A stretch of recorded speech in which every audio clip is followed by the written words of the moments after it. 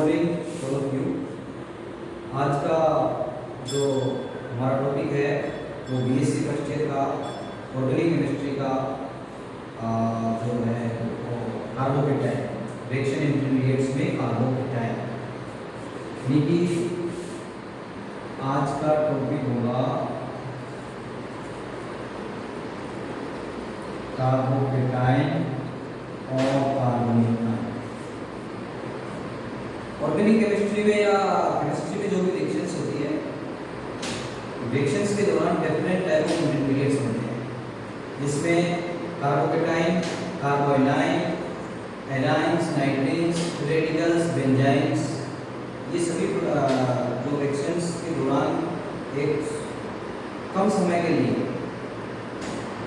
Unstable intermediates हैं। आज हम डिटेल से पढ़ेंगे कार्बोकेटाइन। कार्बोकेटाइन में कैसे कार्बोकेटाइन बनता है, क्या इसकी ज्योमेट्री है,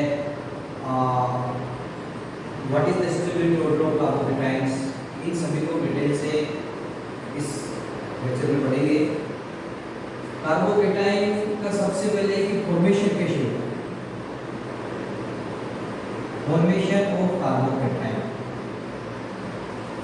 फॉर्मेशन की जब हम बात करें कार्बोकेटाइन के फॉर्मेशन की, तो carbocation is formed by the heterolysis bond cleavage of bond. Heterolysis का मतलब होता है कि बॉन्डिंग इलेक्ट्रॉन्स हैं, मींस प्रत्येक बॉन्ड जो होता है 2 इलेक्ट्रॉन से बनता है। Every bond made up of 2 electrons are such as, suppose करो कि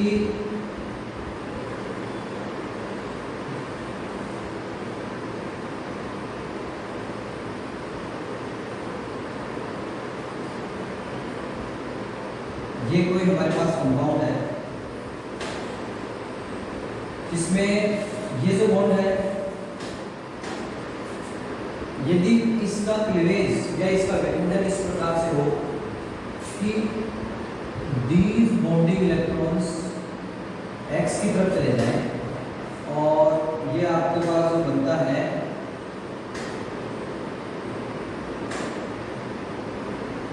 इस प्रकार की स्पेसिस बनती है। ये जो स्पेसिस है इसको हम बोलेंगे कार्बोकेटाइन और कार्बोनियम आयन, क्योंकि this is heterolysis bond cleavage. CX जो बॉन्ड है उसके बॉन्डिंग इलेक्ट्रॉन्स, दोनों के दोनों बॉन्डिंग इलेक्ट्रॉन्स X की तरफ, जो हेटेरोएटम है उसकी तरफ चले जाएंगे और जो C है, कार्बन है हमारा, उससे दूर चले जाएंगे, यानी कि कार्बन पर पॉजिटिव चार्ज आता है और नेगेटिव चार्ज Cl पर आता है। तो ऐसा इस प्रकार का विखंडन जिसमें कार्बन पर पॉजिटिव चार्ज आए उसको हम कार्बोनियम या कार्बोकेटाइन कहते हैं। यदि इसकी स्ट्रक्चर और ज्योमेट्री की बात करें कि कार्बोकेटाइन का क्या स्ट्रक्चर है,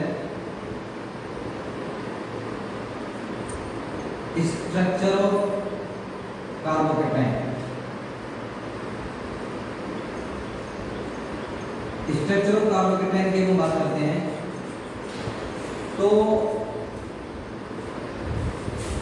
ये जो CH ये वाला है, यानी H हाइड्रोजन और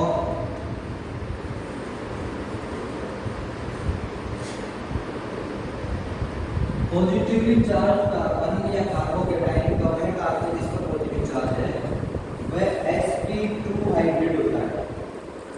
sp2 हाइब्रिड इट मीन्स इस पर जो संतुलन होता है वो sp2 हाइब्रिड होगा, जिसमें कार्बन पर 3 हाइड्रोजन ऑर्बिटल होंगे। There are 3 hydrogen orbital, 3 hybrid orbitals, जिसमें से एक हाइब्रिड ऑर्बिटल तो आपका sp3 और sp2 ओवरलैपिंग से सिग्मा बॉन्ड बनाएगा ये वाला carbon carbon carbon carbon sigma, और दो आपका जो है sp2s ओवरलैपिंग से सिग्मा बॉन्ड CH, और जो थर्ड है वो भी sp2s ओवरलैपिंग से सिग्मा बॉन्ड बनेगा C और H के बीच। और जो आपका जो चौथा है ऑर्बिटल वो आपका वेकेंट रहेगा। इस प्रकार के जो स्ट्रक्चर है इसकी वो sp2 हाइब्रिड ज्योमेट्री इसकी होती है प्लेनर ट्रायंगुलर, यानी कि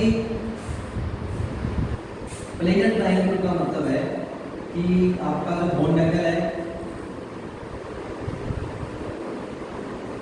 वो 120 डिग्री, और ज्योमेट्री है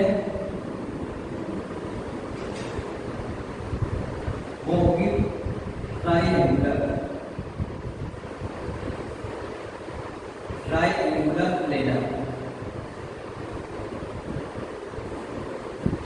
ज्योमेट्री इसकी ट्रायंगुलर प्लेनर होगी और sp2 हाइब्रिड होगा।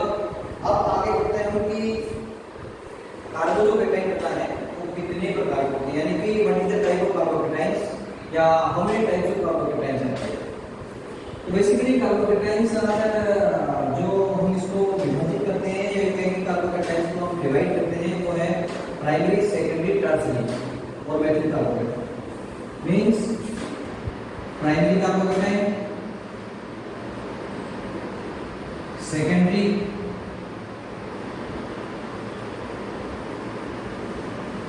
टर्शियरी और Maithil carbocation.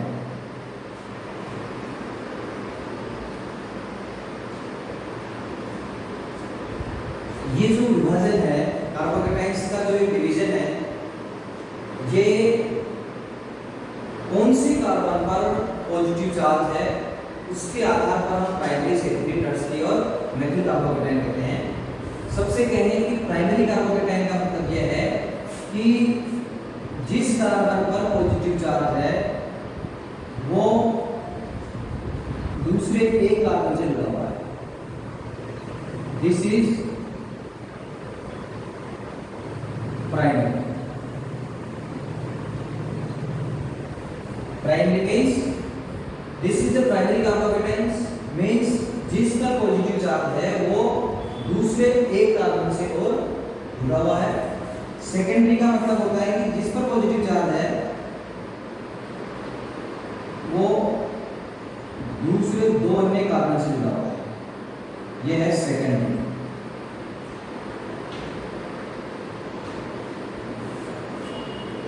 And tertiary, tertiary means जिस पर पॉजिटिव चार्ज है वो अन्य तीन कार्बन से डायरेक्टली जुड़ा हुआ है। दिस इज कॉल्ड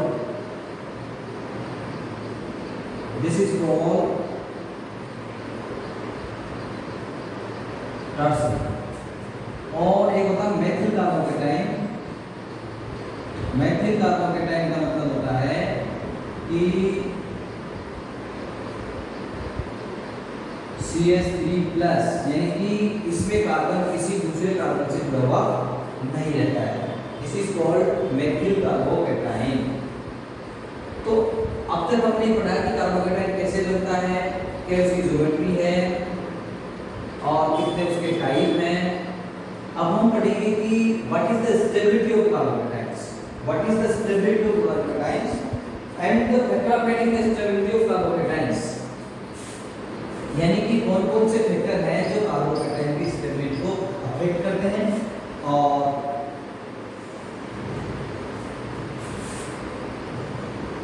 स्टेबिलिटी किन कारणों से ज्यादा या कम है। देखिए स्टेबिलिटी की हम बात करें तो जो टर्शियरी कार्बोकैटायन है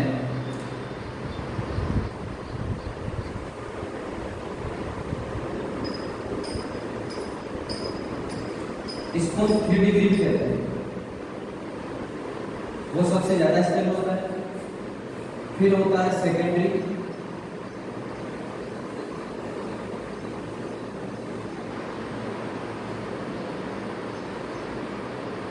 इसको हम 2 डिग्री कहते हैं। देन प्राइमरी,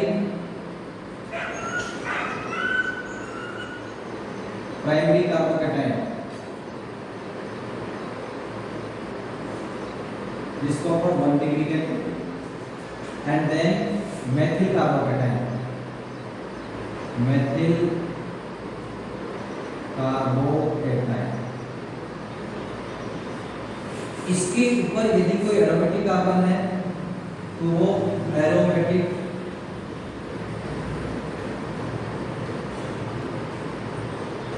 जो कहते हैं कि एरोमेटिक की बात समझ के होगा, एरोमेटिक कार्बोकैटायन सबसे ज्यादा होता है स्टेबिलिटी।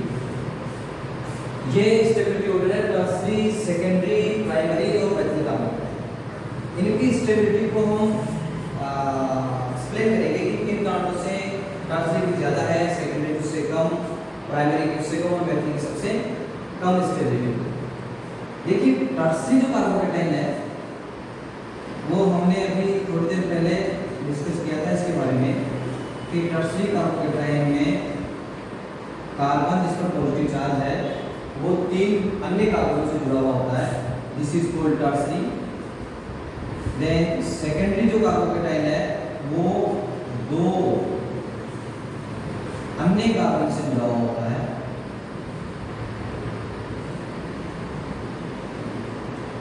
और जो प्राइमरी है वो ओनली एक जिससे जुड़ा हुआ कार्बन होगा उससे एक मेथिल और 2 हाइड्रोजन जोड़ देते हैं।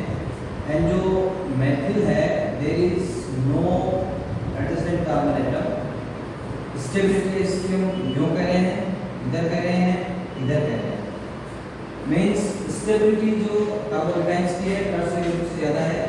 स्टेबिलिटी अफेक्ट करने वाले जो फैक्टर हैं वो है कि एक तो होता है inductive effect plus inductive effect, इसके स्टेबिलिटी की बात करते हैं, प्लस आई इफेक्ट, जिसमें सबसे ज्यादा प्लस आई इफेक्ट होगा उसकी स्टेबिलिटी सबसे ज्यादा होगी। दूसरा है आपका hyper conjugation effect, hyper conjugation effect.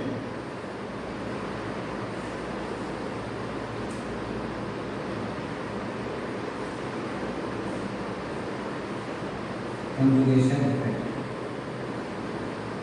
जिसका हाइपर कंजुगेशन इफेक्ट जो होगा जिसमें ज्यादा होगा वो उसकी स्टेबिलिटी उतनी ज्यादा होगी। एक होता है कि नंबर ऑफ जो अल्फा हाइड्रोजन्स हैं, नंबर ऑफ अल्फा हाइड्रोजन्स जिसमें जितने ज्यादा होंगे उसकी स्टेबिलिटी सबसे, जैसे there are 9 alpha hydrogens and there are 6 and 3 means tertiary carbocation है, इसमें जो अल्फा हाइड्रोजन्स की संख्या है वो 9 है, इसमें 6 है, इसमें 3 है और इसमें एक भी नहीं है। यानी कि number of alpha hydrogens, presence of number of alpha hydrogens increases the stability of carbocation. The tertiary जो कार्बोकैटायन है, tertiary carbocation is more stable because there are 9 alpha hydrogens, there are 6 alpha hydrogens in secondary carbocation and there are only 3 alpha hydrogens, so this is the more stable than this than this, यानी कि ये सबसे कम stable है, there is no alpha hydrogens। इनके अलावा यदि किसमें conjugation होगा, यानी कि कार्बोकैटायन या पॉजिटिवली चार्ज कार्बन के कंजुगेशन में अल्टरनेशन में यदि डबल बॉन्ड हो तो उसकी स्टेबिलिटी और भी बढ़ जाती है ड्यू टू द रेजोनेंस। और जो एरोमेटिक कार्बोकैटायंस हैं, जैसे हम एरोमेटिक रिंग पर यदि कोई कार्बन पर पॉजिटिव चार्ज है वो ज़्यादा स्टेबल होगा because of there is many resonating structures, because the structure compound having more resonating structures then compound is more stable. यानी जिस कंपाउंड की जितनी ज़्यादा रेजोनेटिंग स्ट्रक्चर्स होगी, जितनी ज़्यादा रेजोनेटिंग संरचनाएं होगी वो उतना ही ज़्यादा स्टेबल होगा। यदि हम एलिल कार्बोकेटाइन की बात करें तो वो टर्सरी कार्बोकेटाइन से ज्यादा स्टेबल है बिकॉज ऑफ कंजुगेशन। मींस जैसे double bond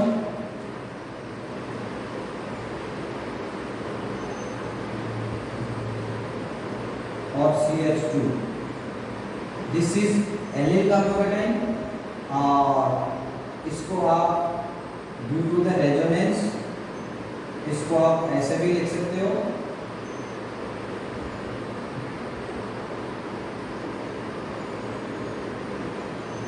because due to the conjugation or due to the resonance there are two structures, one and second. The allyl carbocation is more stable than tertiary. So tertiary is more stable than second due to these effects. Plus I carbon conjugation alpha hydrogens and secondary and primary carbocations को सिर्फ कम stable. ये stability की बात होती है। यदि इसका order की बात करते हैं तो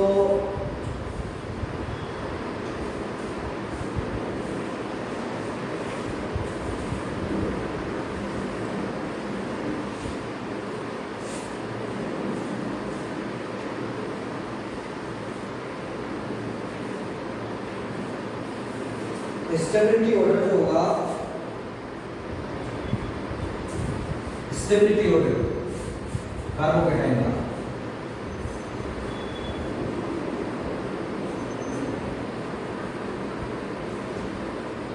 वो होता है, देखिए सबसे कम होता है आपका methyl, then primary,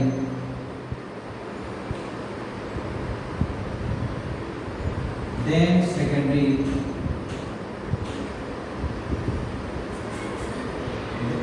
then tertiary, allyl,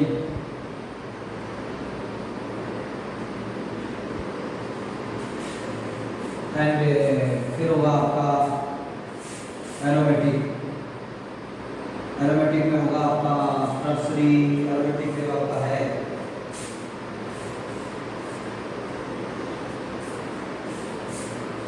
benzene carbocation, इसको आप कह सकते हैं CH2 ये वाला, और इससे भी ज़्यादा होगा आपका ये आपका टर्सरी और एलिल लगभग बराबर भी होता है। फिर इससे ज़्यादा होगा आपका डाइफेनिल C6H5 C6H5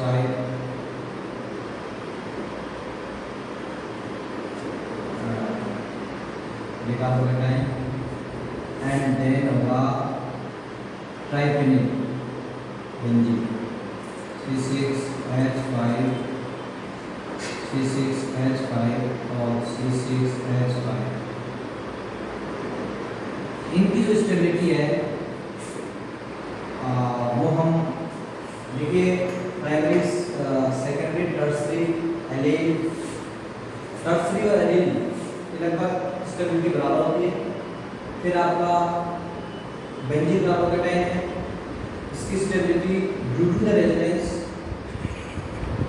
ज़्यादा होती है, और फिर डाइफेनिल बेंजीन और फिर जो आपके ट्राइफेनिल बेंजीन कार्बोकेटाइन की स्टेबिलिटी सबसे ज़्यादा होती है। आज का हम क्लास यहीं पे स्टॉप करते हैं। नेक्स्ट क्लास में हम दूसरा इंटरमीडिएट लेंगे कार्बोनियन। Thank you.